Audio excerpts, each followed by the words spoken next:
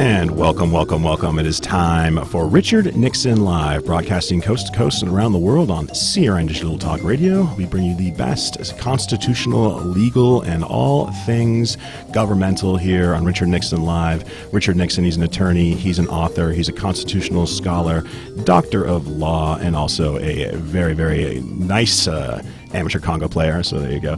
Richard, sir, how are you doing today?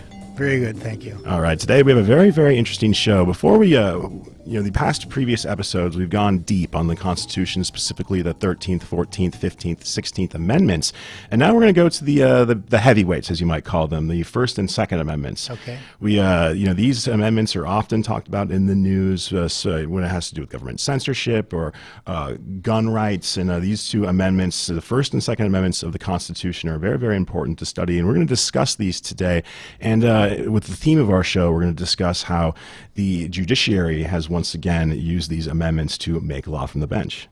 Yes, and instead of resolving what I would consider a quandary, they have essentially, the Supreme Court, have created a problem. For instance, if we look at the Article 1 of the Constitution, Article 1, Section 1, the very beginning says, all legislative powers herein granted shall be vested in a Congress of the United States. Now, that means exactly what it says, that all legislative powers, meaning the power to write laws, resides in the Congress. Now, that was 1789, Article 1 of the original Constitution. 2 years later, 1791, we have the Bill of Rights, the first 10 amendments. And the first of the first 10 amendments says, Congress shall make no law respecting an establishment of religion or prohibiting the free exercise thereof, and others after that. But our main focus today is the fact that, again, it says Congress shall make no law respecting an establishment of religion or prohibiting the free exercise thereof. Now, I guess what that means, I think there's no question what that means, is that Congress, although it's been given the authority under Article 1 to do all the legislative power, that is, only Congress can write a law, under the First Amendment, Article 1 of the First Amendment, first 10 amendments, basically prohibits Congress from passing any laws regarding the establishment of religion or prohibiting the free exercise thereof. Yeah, in Reynolds versus United States in 1878, the Supreme Court used the words to describe that it may be accepted almost as an authoritative declaration of the scope and effect of the amendment thus secured. Congress was deprived of all legislative power over mere religious opinion. And that's very interesting to me because, like you said, Article 1, that Congress is the one that makes laws. Yes, so the question becomes, how do we have cases? For instance, there's a recent case in the LA Daily Journal having to do with real fast here. The Board of Education's official policy of beginning meetings with religion invocation is not within the so-called legislative prayer exception, and it violates the Lemon Test due to religious purpose. Now, what that basically says is this, that this school board, before it began its meetings, used to have a prayer. They would invite people from different religions or no religion to give a, quote, an invocation.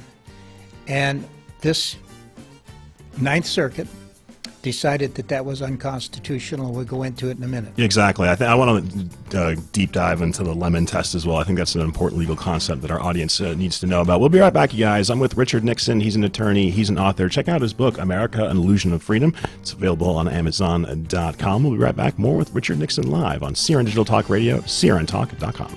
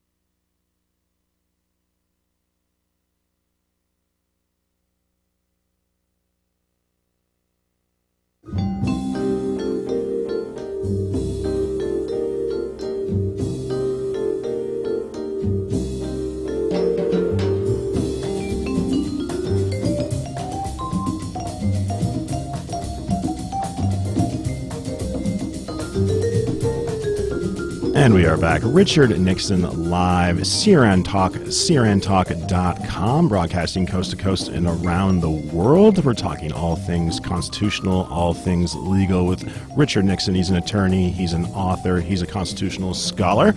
And if you want to know more about these topics as much as I do, make sure to check out his book, America, An Illusion of Freedom. It's available on Amazon, available on BarnesandNoble.com and iTunes as well. And so before the break, Richard, we were talking about invocations. I remember specifically growing up in elementary school, we'd have invocations. Even at my high school graduation, at the baccalaureate, there was an invocation. But you mentioned a term of art in the legal community known as the lemon test. Can you explain to our audience and myself what the lemon test is? Yes. Well, again, what we had said previous was that since all law must be, at least federal-wise, must be written by the Congress, and that Congress under Article 1, the First Amendment, is prohibited from making any law regarding establishment of religion or prohibiting the free exercise of religion, how is it that we have laws like Lemon versus Kurtzman? How did we get to that? How did we get that case? And the answer is the Supreme Court wrote the law. The Lemon versus Kurtzman, Kurtzman, is a 1971 case, and basically what it does is it holds out three issues, three items, three elements. And basically, it says, under that test, a governmental practice first must have a secular legislative purpose. Second, its principal or primary effect must be one that neither advances nor inhibits religion. And finally, it must not foster an excessive entanglement with religion. Now, my point is this. That is legislating. There's no way you can argue against that. Though that's telling us what the law is, fleshing in the words. Even though the Constitution forbids Congress from passing these laws, making these laws, the Supreme Court has taken it upon itself to fill the void, and it's writing law. Well, Richard, let me push back a little bit. I mean, if the legislature, did want to declare a national religion, would that disenfranchise? Would that make people non-members of that particular religion a protected class? How would that work? Well, again, if they did, whatever they did would be unconstitutional because, again, they are absolutely forbidden under Article 1. Now, it doesn't say that Congress shall make some laws or it's given some latitude to do it. In fact, you'll hear people like Hannity say the First Amendment is qualified. It is not qualified unless you do violence to the words. The words say Congress shall make no law. It doesn't say some laws. It doesn't say under some circumstances it may. It says it cannot. Now, what does that mean? If no one else is permitted to do it in the federal branch, what does that mean? Necessarily, it means that the states and states alone can pass laws regarding freedom of speech, freedom of press, religion, etc. Those were strictly intended to belong to the states, not the federal government. That's very interesting because I often, often people think that the Establishment Clause is just it's sacrosanct, but you're saying that really it's up to the states? Absolutely. And you see, it's because the Supreme Court has got us entangled in this briar bush, and they're trying to use the Constitution itself to resolve it when the Constitution was not intended. It's like giving a person an antibiotic when the problem is that the person needs an amputation.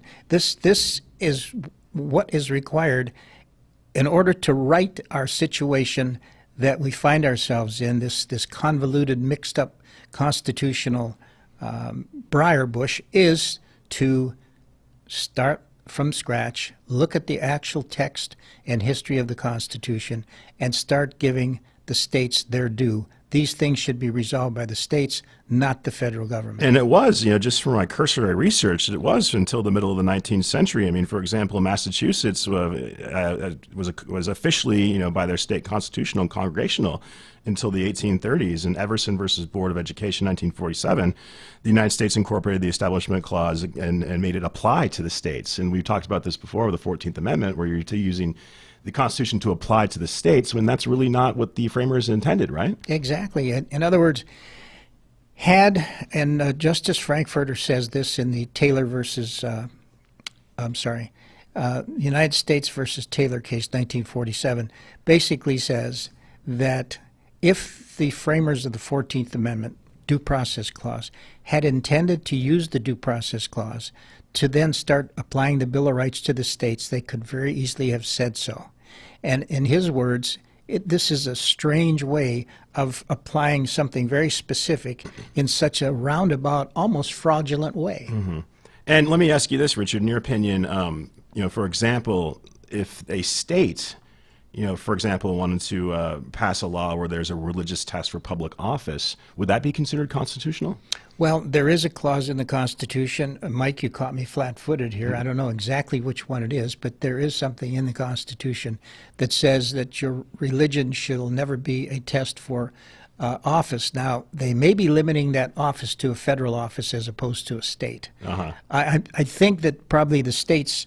We have to remember that the states actually had constitutions before. Well before the federal constitution. And in fact, the research reveals that, in fact, the Virginia and New York constitutions were heavily plagiarized in terms of making the U.S. Constitution. So most of what's in this U.S. Constitution actually exists in state constitutions. And a lot of the language from the state constitutions came from English common law, too. Yes, exactly. Yeah, it's very, very interesting. And because, in 1961, like you said, Richard, there was, in the Constitution, there's a language that permits, that does not permit a religious test for office, but it seems like the Supreme Court wanted to, once again, weigh in and make laws themselves. And in 1961, in Torcaso versus Watkins, the Supreme Court ruled that the Constitution prohibits state and federal government from requiring any kind of religious test for public office.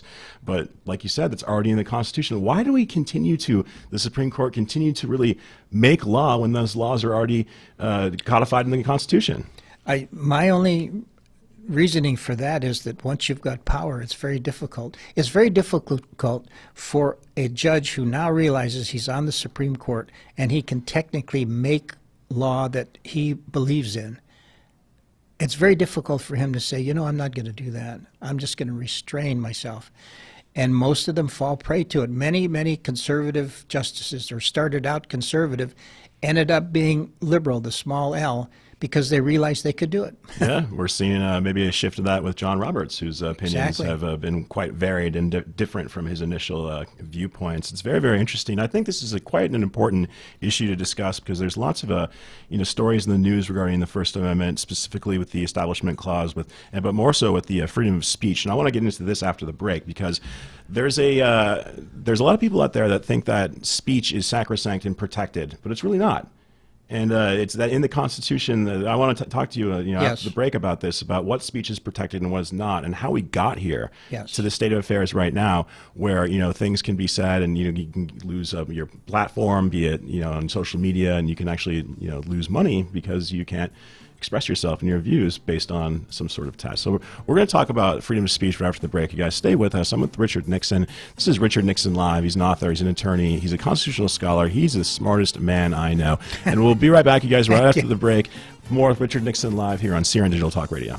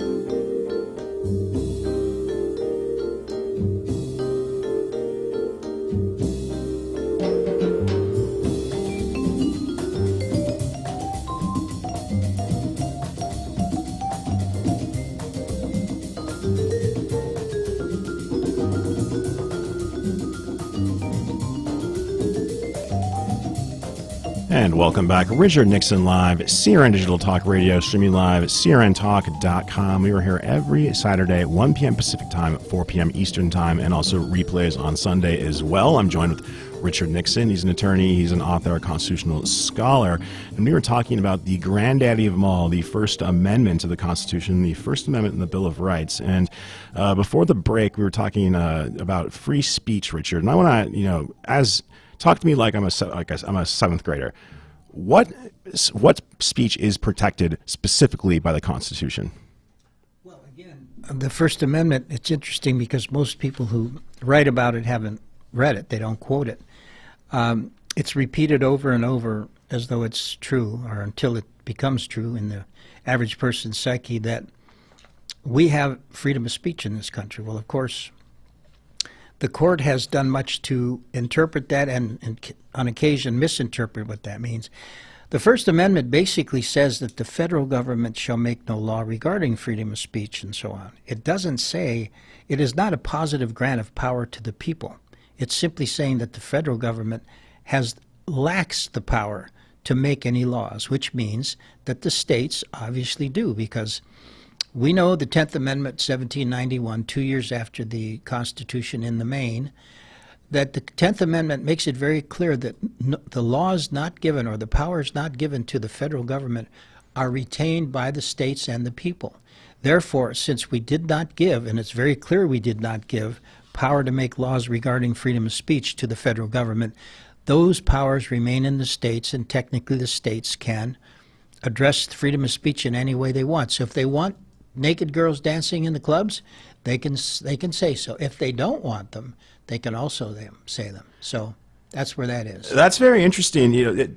America, has a very unique freedom of speech. Lots of other countries around the world do not. For example, England and the United Kingdom has very, very strict defamation and libel laws. My question is, there's a famous case in mass media, New York Times versus Sullivan, which really set the precedent where a public figure can be, some may say slandered, but other may be saying criticized, and because that person's a public figure, that speech is protected. But I want to go back to what you said about the states. It's really about community standards. Like you said, the federal government has no recourse to censor speech, but the states, by the Constitution, by a strict constructionalist reading, does, because in certain communities the decency level will be different in other communities. Yes, but you see, when you use terms like decency, the Supreme Court and the left boo-hoos that as being old-fashioned and ambiguous, and they find those kinds of laws. If you, for instance, if you were to fashion a law and say, oh, that girls can't dance in an indecent fashion, it's too ambiguous. That's very open for interpretation. So it would be, even though probably most of us know it if we see it, the Supreme Court would say, sorry, it's unconstitutional. You're fighting City Hall, as they say. However, if you limited it to your state, and the people who ran the state, if you will, the powers that be, understood what you meant by that, then it would not have a problem passing constitutional muster, at least in that particular state. Yeah, because we talked about this before in previous episodes about community standards and how every community is different, and that community should be represented. Absolutely. Not by 9 justices sitting on high 2,000 miles away in Washington, D.C. It should be the local legislature. Is that right? That's right. And in fact, several times my brother and I have driven here from California back to the Detroit area, driven in a car. And naturally, we have the radio playing on the way there. And it's amazing the different types of music that goes on from here to Michigan. But as time goes on, it's become homogenized, thanks to the Supreme Court kind of making one size fits all, as they say.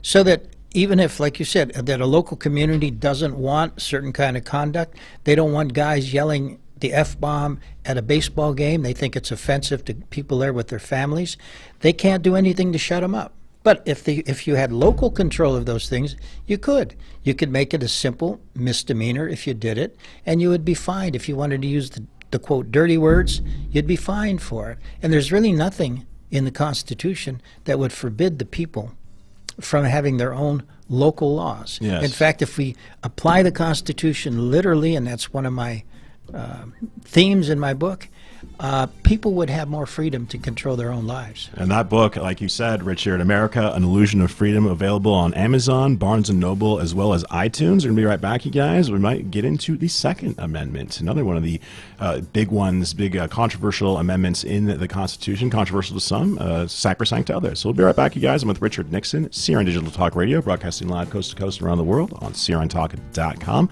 We'll be right back, you guys. Stay with us.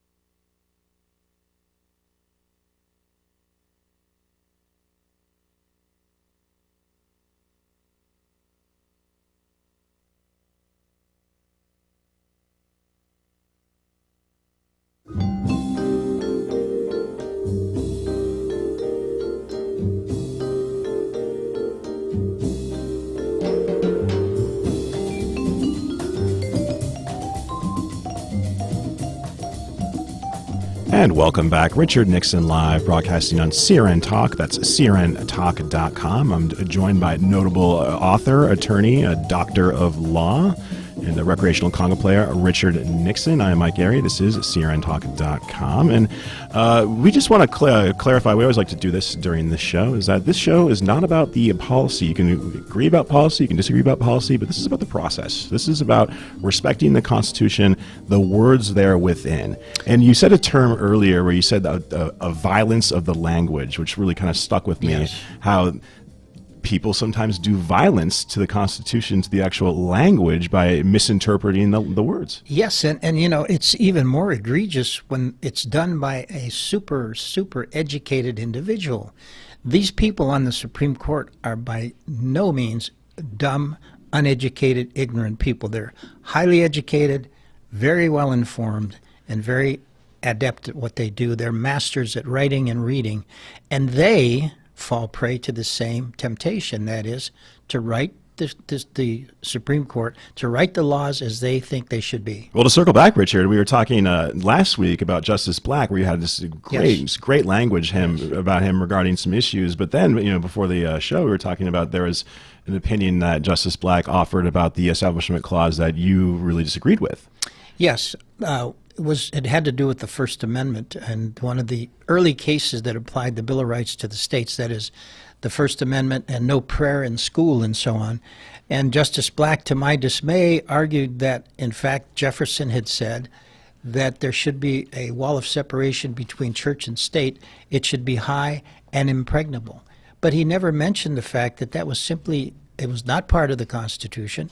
In fact, Jefferson took no part in creating the Constitution, but it was simply a letter saying that we should be wary of keeping the two separate. That is, we didn't want religion and its dictates to dictate what we should do in our government. That's all. Mm-hmm. Interesting. So moving on, we want to move on to the Second Amendment of the Constitution. I believe the Second Amendment is actually the shortest text of the Constitution, of all the amendments, and the text is as follows: a well-regulated militia being necessary to the security of a free state, the right of the people to keep and bear arms shall not be infringed.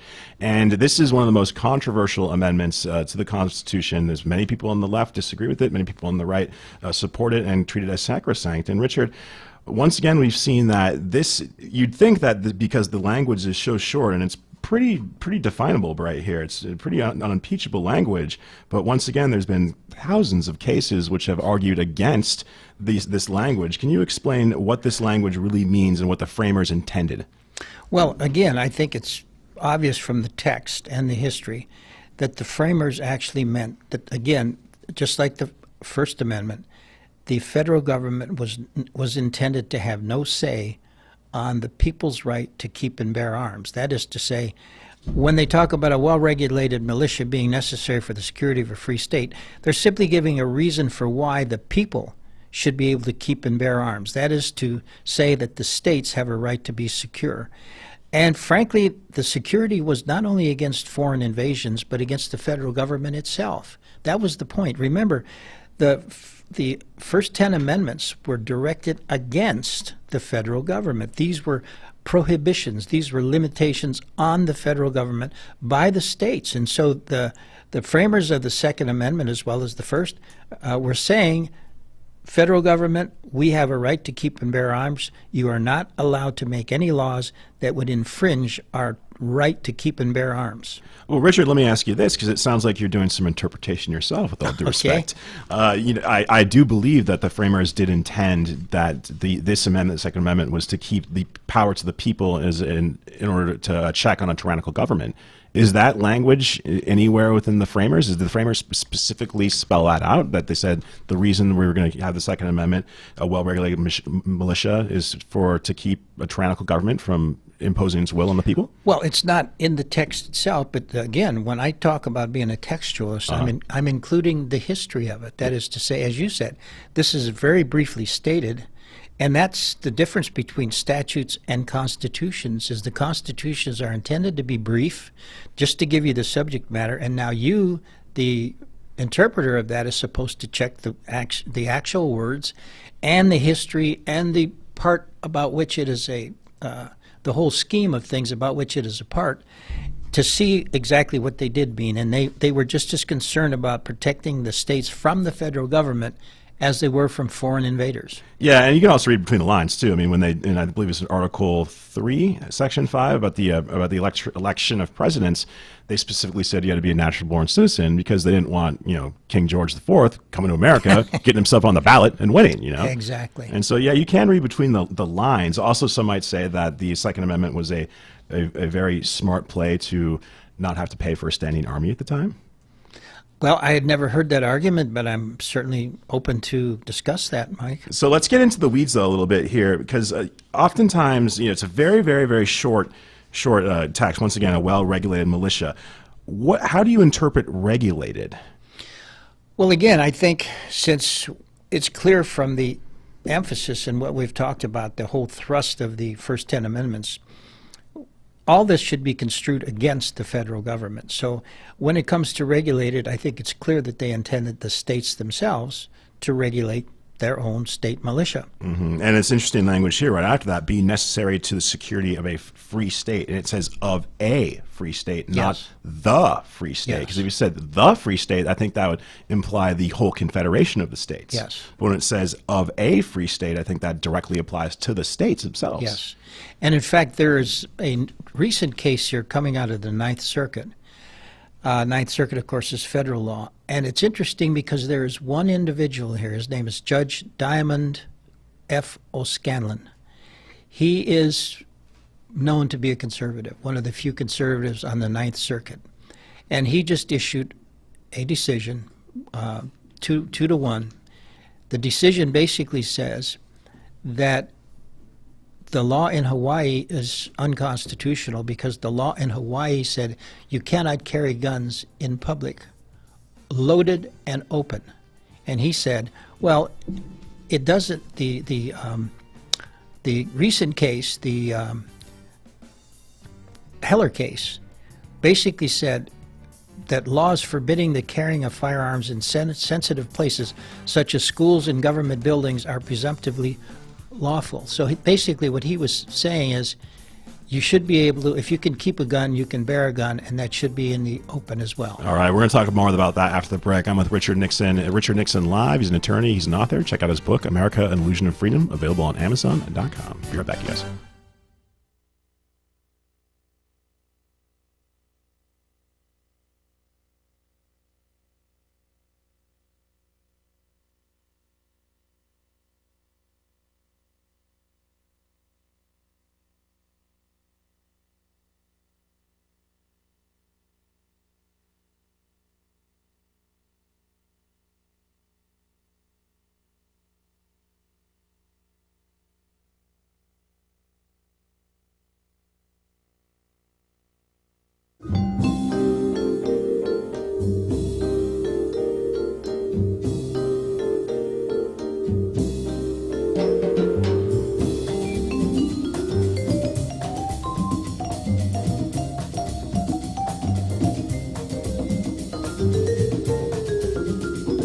And we are back. Richard Nixon live, CRN Digital Talk Radio, crntalk.com. Before the break, we were talking about the Second Amendment in a case out of Hawaii that's been kind of gained national attention. Richard, can you expand some more on that case, please? Yes, I think I did. I gave it kind of short shrift there, but Judge O'Scanlan was talking about the prior Second Amendment case in the circuit that avoided the question of open carry, while this case addresses it directly. The name of this case is Young versus State of Hawaii. And the judge said, it is apparent from the face of the text of the Second Amendment that the amendment protects the right not only to keep but also to bear arms. The latter verb is central to Young's challenge. That's the current case. And O'Scanlan pointed to a seminal U.S. Supreme Court case, which is District of Columbia versus Heller, wherein the judge in Heller wrote, laws forbidding the carrying of firearms in sensitive places such as schools and government buildings are presumptively lawful. So the judge said, why bother clarifying the definition of sensitive public places if the Second Amendment did not apply at all to any public place? So he says, since they didn't say it was okay to limit it at schools and government buildings, the implication is that it's okay otherwise. And therefore, he found that a person could, in Hawaii, carry a gun loaded in open, as opposed to concealed. That's the open carry Yes. is what it's known as. And in Hawaii, you know, that's a very, very liberal state. And Yes. it's pretty amazing. But, you know, like you said, it's not really about, it's about the Constitution. That's exactly right. It's about power to the people. Very, very interesting. Are there any other cases involving the Second Amendment that you want to discuss? But you see, do you see how I am falling for this prey? Here we have a judge in the federal government making law in a sense. Yeah. Okay? And we just got through early when we introduced this thing saying the Second Amendment says that the federal government can't make any laws regarding that. So in essence, we've joined forces with the devil here by ignoring the Constitution, its clear text and its clear history, and we've gone along with a decision that, quite frankly, I like. Yeah. That's the way it is. We're kind of stuck in this conundrum until, again, if we try to refocus and go back to intellectual honesty, we can reverse all these things by talking about Article 3, Section 2, Paragraph 2, which we've done a number of times. We can do it again today, Mike, if you so choose, but we should run that theme through almost all of our Oh, please do. Please expand on that. Okay. Article 3, Section 2, Paragraph 2 again says that in all cases where the Supreme Court shall have appellate jurisdiction, the Supreme Court has such jurisdiction with such exceptions and other such regulations as the Congress shall make. Now, what does that mean? That means Congress can at any time, remember, Congress is our representative, the people's representatives. Congress can at any time pass a law and withhold jurisdiction from the Supreme Court or any federal court to hear the matter. This would make the Congress, the law that passed at that minute, it would make Congress accountable at that time and not reviewable by the Supreme Court. And therefore, we could, to use President Trump's jargon, if we didn't like what they did, would tell them they were fired. Interesting. Well, Richard, I just want to kind of press back on this a little bit. You know, I think maybe some of our listeners would have the same thoughts. I mean, gun violence is a horrible epidemic in this country, in my opinion.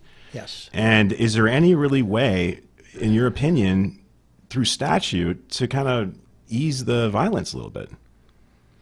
Well, actually, if you heard, who's the mayor of Chicago now? Rahm Emanuel? Yes. If you heard him yesterday, it's interesting what he said. He kind of put a little bit of blame on the police, a little bit on here, but he also went back to values, the people's values. What kind of person does it take to want to kill another person? Yeah. Regardless, you put a gun on a table here, what kind of human being wants to use that gun to kill a fellow person? Yeah. Those are the problems we've got in this country, and maybe we should start holding movie producers, people that show nonstop violence on television. Maybe we should be looking at those kinds of things because, again, here we go. First Amendment, we can't touch those people unless we go back to community values and let each community say, we don't like that kind of violent movie. You cannot bring it into the state of Utah. We don't want it. Yeah. And maybe Hollywood would clean up their act then, and maybe that would have an impact. Other than that, other than going back to core values of the human being, I'm not sure that anything else would work. Yeah, I think it's twofold. I think, like you said, core values of just being a humanist. Also, I think available opportunities. You know, a lot of times, like in Chicago, like you said, 60 people shot over the weekend, and there's a big 40% male unemployment in Chicago. So there's all sorts of different factors, not just, but I think it is a component, not just the availability of firearms. Yes, and we've talked on other days, other sessions here, where by applying the First Amendment to the states, we've taken prayer out of school, we've taken God out of school, we've taken the Ten Commandments out of school. I'm not here as a preacher, but I'm saying maybe it's possible that that kind of thing, taking those things away from the kids, if you will, young formative minds, taking that kind of influence from them might have an effect on how they react when they get a little older. And it's not just Christian values. I mean, there's values in Judaism, there's values in Hinduism and Buddhism and in Islam that preach peace and tolerance and accepting your fellow man. And so it's not we're not advocating for a strict Christian nation. I think that the complete absence of any faith in all these religions are altruistic. They're based on community. They're based on love. And when you say that you can't have any of it, no matter what, in any public space, I think that kind of does a disservice, especially to the community. Yes. Not the nation at large, but also the community as well, you guys. We are here, Richard Nixon, live on crntalk.com. That's crntalk.com. We'll be right back, you guys. Wrap things up. We are here every Saturday, 1 p.m. Pacific time, 4 p.m. Eastern time. Replays on Sunday. Check out Richard's book, America, An Illusion of Freedom, available on Amazon.com, BarnesandNoble.com, as well on iTunes. We'll be right back, you guys.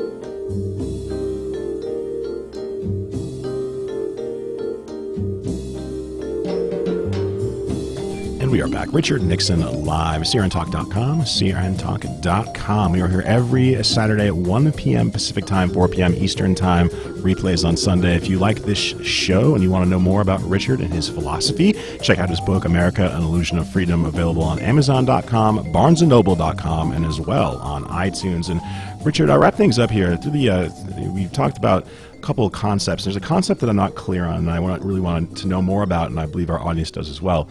The difference in the compare and contrast original jurisdiction and appellate jurisdiction. Yes, thank you. Article 3 of the U.S. Constitution basically is the authority for the judicial branch. And Section 2, Paragraph 2 states, and I quote, "In all cases affecting ambassadors, other public ministers, and consuls, and those in which a state shall be a party, the Supreme Court shall have original jurisdiction." And what that means is if you have such a case, it goes directly to the Supreme Court. It does not go to the lower court and then the intermediate court and then the Supreme Court. Now, the cases, that's like 1/10 of 1% of the cases fall into the original jurisdiction category. 99% of them are the following. In all the other cases before mentioned, the Supreme Court shall have appellate jurisdiction, with such exceptions and under such regulations as the Congress shall make. Now, that's the one that we're concerned with. That's the one where I have been saying that we have to contact our representatives and senators and tell them that they must start passing laws and telling the Supreme Court that you are withholding jurisdiction for you, the Supreme Court, or any federal court to hear this case. especially very important cases like on immigration and so on. There's no excuse for ignoring Article 3, Section 2, Paragraph 2, except to have what is called plausible deniability. The Congress wants us to blame the Supreme Court when the Supreme Court says, well, you can't have that law. This way, Joe Senator can say, hey, I did all I could. I'm sorry, blame the Supreme Court. No. You're ignoring Article 3, Section 2, Paragraph 2. It's been used once that I know of, 1868, ex parte McCardle, and it was effective. The Supreme Court recognized that Congress had just ripped jurisdiction from them, and they acknowledged that, and the only authority they have at that point is to dismiss the case. They've done it before, and they can do it again. Richard, what you just said, you sold me on that. And I believe you sold me on a large portion of our audience as well. Whether or not you agree with certain issues, be it abortion, be it gun control, we're not talking about that. We're not talking about the policy here. We're talking about the process and whether it's constitutional. And what you just said right there is a theme that we've hit on before and we'll hit on again. Yes. Is that a lot of this is all about, like what you said, plausible deniability and the abdication of responsibility of the legislative branch, where it's far more politically expedient for senators and Congress people to blame policy on the Supreme Court. You know, as the Supreme Court continues to make laws from the bench, they can say, hey, we didn't do this. Right. This isn't my policy. It's the Supreme Court. I'm not held accountable. Exactly. And of course, the Supreme Court is not accountable either. So we have another conundrum where we can't. And again, if we believe in the philosophy, as I do, as set out in the Declaration of Independence, that this is our country and we have a right to these rights, and when government does not give us these rights that the Creator gave us, we have a right to change that government. Very well said. Very powerful words from Richard Nixon. You guys, thank you so much for being here with us. Richard Nixon Live. Like I said, we are here every Saturday, 1 p.m. Pacific time, 4 p.m. Eastern time, replays throughout the weekend as well.